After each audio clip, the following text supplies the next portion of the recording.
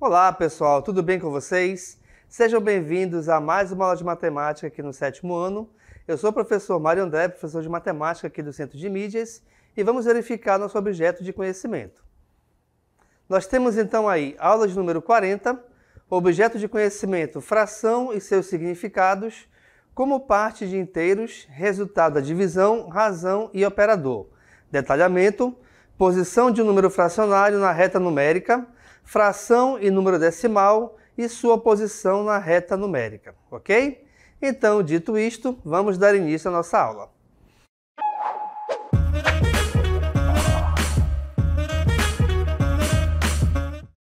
Então, pessoal, a primeira pergunta que nos surge aqui na aula é a seguinte: o que é reta numérica? Bem, vamos aqui primeiramente verificar o texto. A reta numérica é, essencialmente, uma reta onde são marcados e ordenados todos os números reais. Isso é feito de modo que nenhum número real seja utilizado duas vezes na reta ou que nenhum ponto da reta represente dois números reais positivos. É importante a gente lembrar primeiramente aqui o seguinte, pessoal. Na classificação dos números, nós temos números naturais, que representam todos e quaisquer números positivos, inclusive o zero. Nós temos números inteiros, que além dos reais também compreende os números negativos.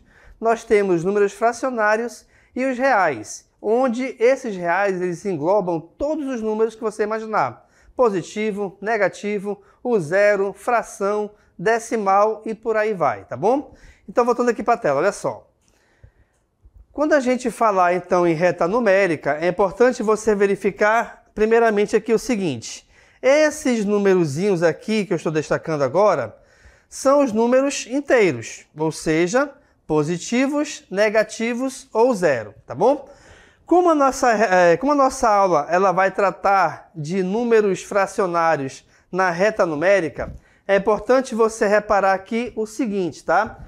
Que nós temos aqui intervalos entre esses números. E nesses intervalos, o que vai acontecer com eles? Nós vamos ter aqui infinitos números fracionários entre eles. Então, por exemplo, onde eu estou agora, aqui embaixo de mim, nós temos o número zero.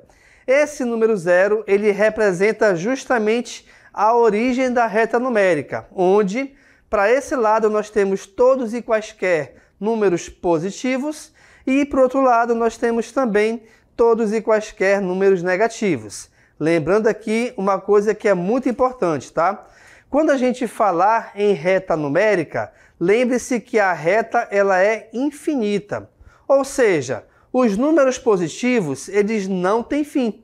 Muito menos também os números negativos, tá? Então a reta numérica ela é infinita. E aí você pode perguntar aqui então o seguinte: professor, se ela é infinita, por que a reta ela só tem uma parte?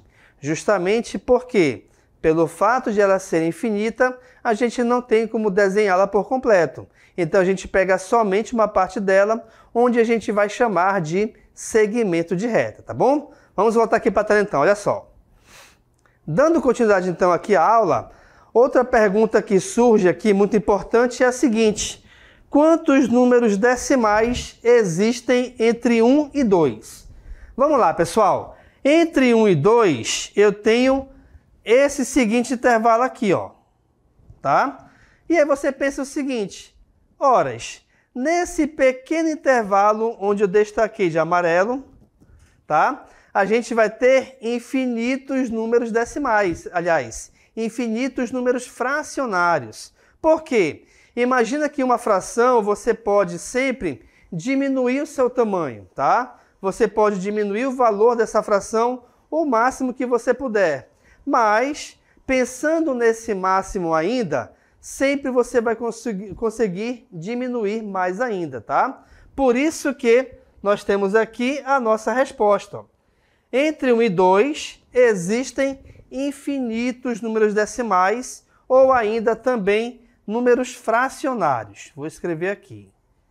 Não ligue muito para a letra feia, mas é assim mesmo, tá bom?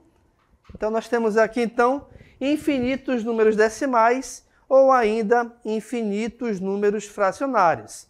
Importante lembrar também, pessoal, que essa ideia de infinitude, ela vale não somente para o espaço, né, entre 1 e 2. Vale também para entre 0 e 1, entre 2 e 3, menos 1 e menos 2, entre 0 e 3. Qualquer intervalo que você imaginar, a gente sempre vai ter uma quantidade infinita de números, tá bom? Ok. Vamos verificar agora, nessa parte da aula, a comparação de frações. E aí você tem aqui o seguinte. Na comparação de frações, vem a pergunta: qual destas frações é a menor? Meio ou 1/4? Ou seja, 1 sobre 2 ou 1 sobre 4? Para encontrar a resposta, vamos representar essas frações na reta numérica. Mas antes de representar, vamos aqui fazer a seguinte analogia. Imagina que você, de repente, tem uma barra de chocolate, tá? Uma barra de um tamanho qualquer. E essa barra de chocolate, você vai cortá-la em 2 partes iguais. Beleza. A mesma barra, se você pegar e cortá-la em 4 partes iguais, eu te pergunto, qual é o tamanho de chocolate que ficou maior? A que você cortou em 2 ou a que você cortou em 4? Então pense nisso, porque é a mesma ideia que a gente vai ter aqui quando trabalhamos com a reta numérica. Vamos voltar aqui para a tela então. Então verifique aqui o seguinte, ó. 1 sobre 2 ou meio e 1/4 são frações próprias. Opa, vamos aqui abrir um parêntese para essa definição. Quando que uma fração é chamada de fração própria? Quando o valor do numerador, ou seja, o número que está lá em cima, é menor do que o número que está aí embaixo. Então verifiquem aqui, ó. 1 é menor que 2, é uma fração própria. 1 é menor que 4, também é uma fração própria, tá? Então por isso que a gente está aqui determinando que nós temos aí 2 frações próprias. Perfeito.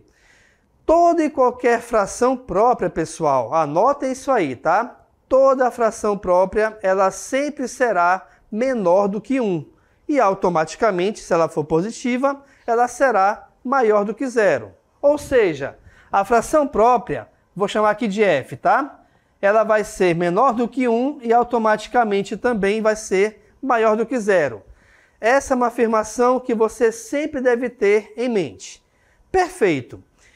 Por que é importante você saber dessa definição ou dessa teoria? Justamente porque ela vai ser importante na hora de você determinar a posição de uma fração.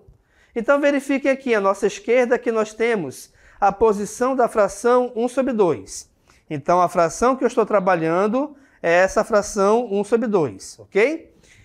Imagine que entre 0 e 1, que eu já sei que é o intervalo onde ela está localizada, eu vou dividir esse intervalo em 2 partes iguais. Automaticamente, então, se eu estou dividindo um intervalo qualquer em 2 partes iguais, é porque cada uma dessas partes vai representar justamente a sua metade. Perfeito? Ok.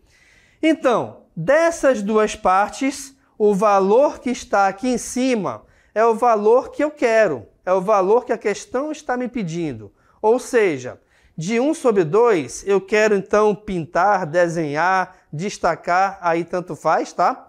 Eu quero destacar uma parte das 2. Por isso que nós temos aqui embaixo, reparem, essa parte pintada em roxo.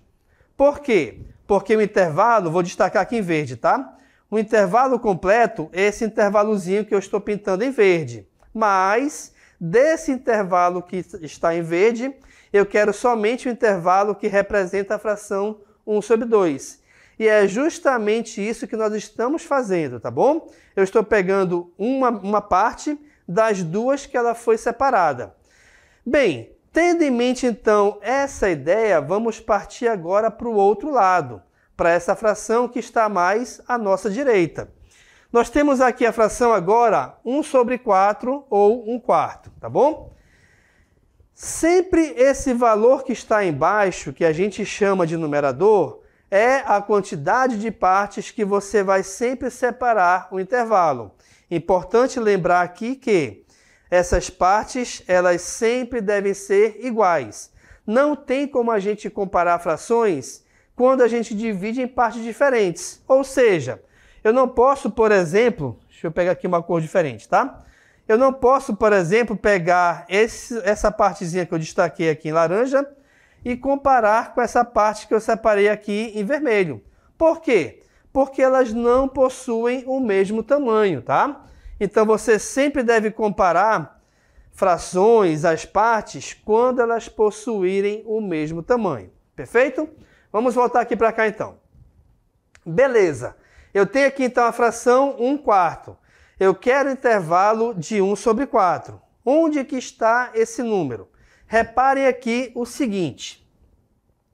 Esse 1/4, aliás, esse 4 aqui embaixo, é justamente a divisão que a gente fez, tá? O corte, a separação que a gente fez nesse intervalo entre 0 e 1. Então aqui eu separei, olha lá. 1, 2, 3, 4 pedaços. Automaticamente, esses 4 pedaços são todos iguais. Perfeito? Como eu quero somente um pedaço dos 4, é por esse motivo que a parte destacada é justamente essa parte em vermelho, tá bom? Então, olha só, analisando, temos aqui o seguinte, 1/2, que é essa partezinha que está aqui em roxo, e 1/4, que é essa partezinha que está à nossa direita, destacada em vermelho, tá bom? Qual é a pergunta mesmo? Vamos voltar para cá. A pergunta é, cadê? Vou botar mais um. Me perdi aqui. Parará, parará. Ah, tá. Qual destas frações é a menor? Então, você imagina o seguinte. Separando, aliás, analisando aqui os tamanhos de cada uma delas, qual é o tamanho menor? Logicamente, é o tamanho que representa a fração 1/4. Então, essa é a menor das frações, ok? Vamos analisar aqui o seguinte também. Olha lá. Eu tenho o mesmo intervalo entre 0 e 1. Esse mesmo intervalo ele está dividido aqui de forma que a gente consegue, nesse intervalo, destacar ao mesmo tempo a fração 1/4 e, ao mesmo tempo, também destacar e indicar nela a fração 1/2. Vamos ler aqui o texto, que é bem importante, ó. A fração 1/4 está mais perto do zero. Desse modo, então, 1/4 é menor que 1/2, ou 1/4 é menor que meio. Gente, toda vez que você for comparar a fração, tá? Qualquer número, na verdade, olha só. Vamos pegar aqui e desenhar outra reta, tá bom? Aqui eu tenho, então, número 0, número 1, número 2, número 3, número 4, número 5, tá bom? Esquecendo o zero por enquanto, tomando ele ainda como uma origem, eu te pergunto, dos números que nós temos aqui, de 1 até 5, qual é o menor deles? Logicamente é o número 1. Por quê? Basta você verificar dos números que você está comparando ou dos números que você tem que encontrar o maior ou menor, o que estiver mais à sua esquerda vai ser sempre o menor. O que estiver mais à sua direita sempre será o número maior, tá? Então anotem isso aí, que essa dica é muito importante para você indicar o menor ou o maior número dentre dois números ou mais, tá bom? Então, por esse motivo que a gente tem aqui, ó, que 1/4 ele é menor que 1/2. E aí, de novo, entra aquela ideia da barra de chocolate. Você pega a barra de chocolate. Se você pegar uma barra de chocolate de qualquer tamanho que seja e dividi-la em duas partes iguais, e depois pegar a mesma barra de chocolate e dividi-la em 4 pedaços iguais, qual vai ser o menor pedaço? Aqui você dividiu em 2 ou aqui você dividiu em 4? Logicamente a gente vai ter, aliás, o menor pedaço quando você dividir a barra de chocolate em 4 pedaços. Por esse motivo também, usando essa analogia, que a gente tem que 1/4 é menor que 1/2, tá bom? Vamos dar continuidade então aqui, acompanhe comigo. Bem, pessoal, pensando aqui nas barras, repare aqui o seguinte, olha só. Nós temos aqui em destaque, vou colocar aqui, ó, o número 0, o número 1, número 2, 3, 4, tá? Eu estou pegando somente um segmento de reta e nesse segmento eu estou destacando 5 números diferentes, que vão de 0 até o 4. Beleza. Esse 1, ele está representando aqui uma barra, bem aqui, ó, tá? Então, essa barra, ela vai ser representada sempre por esse tamanho daqui para frente, nesse exemplo específico, tá certo? Beleza, então olha lá. Meia barra, logicamente, é a metade da barra. Sempre que você falar em meio, é importante você lembrar que meio equivale a metade. Qualquer tamanho que seja, qualquer elemento que você esteja trabalhando ou até mesmo um valor numérico, tá bom? Então, essa meia barra é a metade de uma barra inteira. A gente pode comparar aqui como a metade do intervalo. Ou seja, se eu fosse transformar, por exemplo, aqui em número, essa meia barra ela vale 0,5. Estou colocando aqui em cima, tá? Uma barra inteira. Perfeito. Aqui agora vamos verificar o próximo intervalo. Nós temos o intervalo aí 2 e 3, tá? Entre 2 e 3 a gente tem aqui, ó, 2 barras e meia. É importante você reparar o seguinte, pessoal. Como eu tenho aqui 2 barras inteiras, essas 2 barras, elas representam o número inteiro, tá? E esse número inteiro sempre deve ser o número na reta numérica que deverá estar localizado à sua esquerda. Perfeito?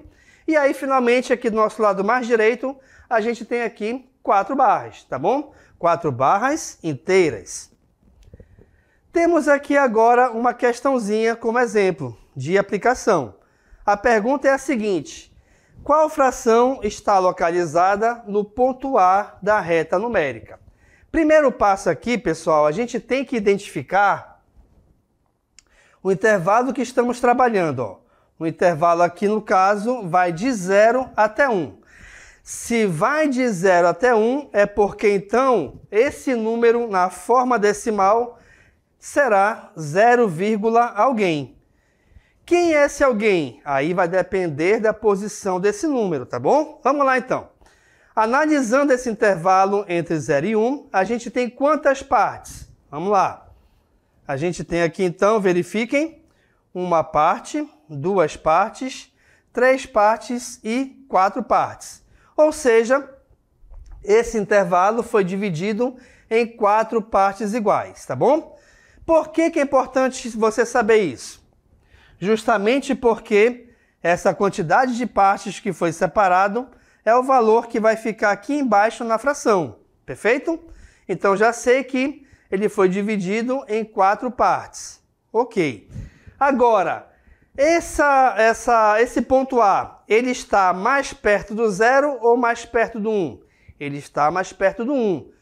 Quantos intervalozinhos ele pulou até chegar a esse ponto A? Lembrando que, quando você for verificar a quantidade de intervalos, a gente nunca considera o 0. Então, olha lá. 1, 2, 3. Eu pulei aqui, então, 3 intervalos. Então, esse valor é justamente o valor que vai vir aqui em cima na minha fração. Então, quer dizer o seguinte, pessoal. Esse ponto A, ele pode ser representado pela fração 3 sobre 4. Acabou a questão. Mas tu pode perguntar o seguinte: professor, e aquele 0, alguém que a gente tem aqui de verde na nossa esquerda? Bem, pessoal, aí nesse caso, basta você dividir 3 por 4. Fazendo essa divisão, a gente vai encontrar como resultado 0,75. Então, é importante você reparar que qualquer número que você vai representar na reta numérica, esse número ele pode ser representado como sendo um número decimal ou como uma fração. Sempre você vai conseguir escrever das duas maneiras, tá bom? Vamos voltar para a tela então, olha lá. Questão respondida, vamos aqui à próxima questão, olha lá. Nós temos então aqui 3 retas diferentes. Qual ponto está em 7/8 na reta numérica? Opa! O que a gente já consegue destacar aqui, pessoal? Olha lá.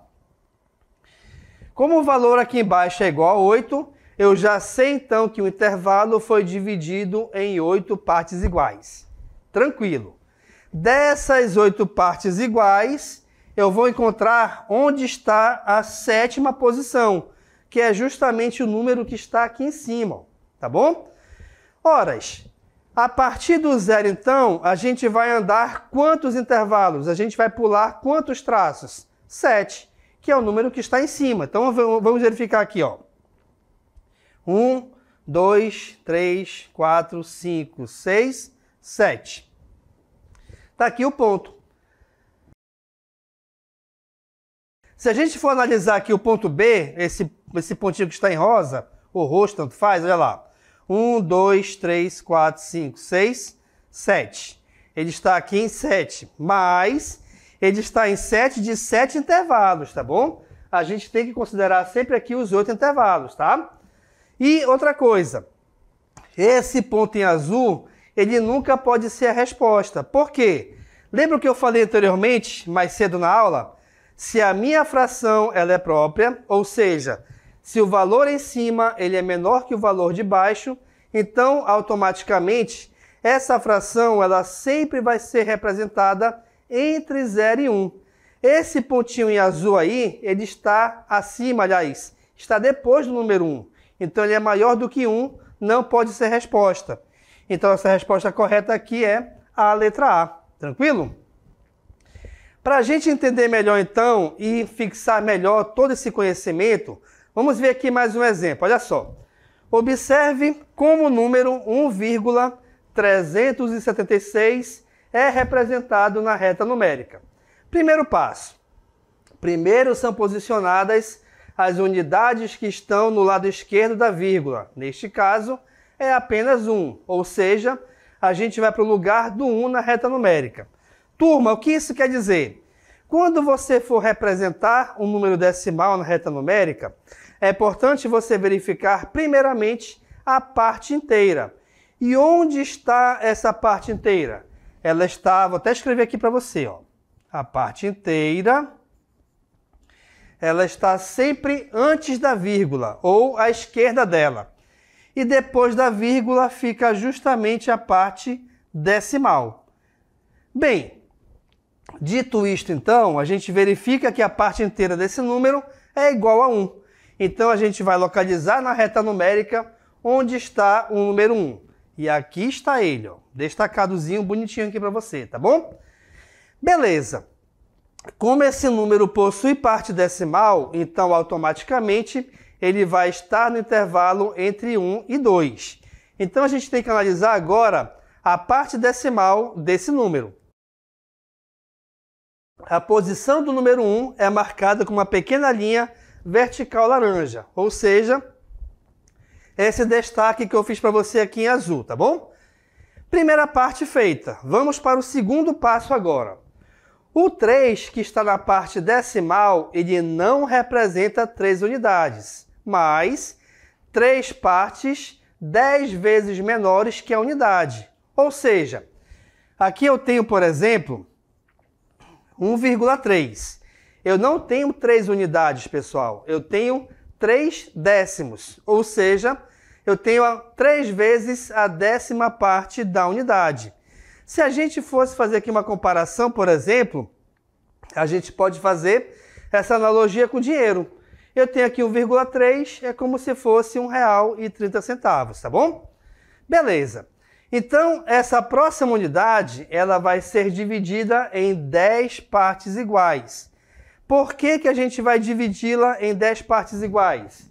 Justamente porque esse 3, ele é 3 representando a parte decimal, tá legal? Como a gente vai dividir então em 10 partes iguais, essas partes, elas vão ser, aliás, vão estar localizadas entre 1,3 e 1,4. Então é como se eu pegasse essa partezinha que está destacada em verde e fizesse um zoom.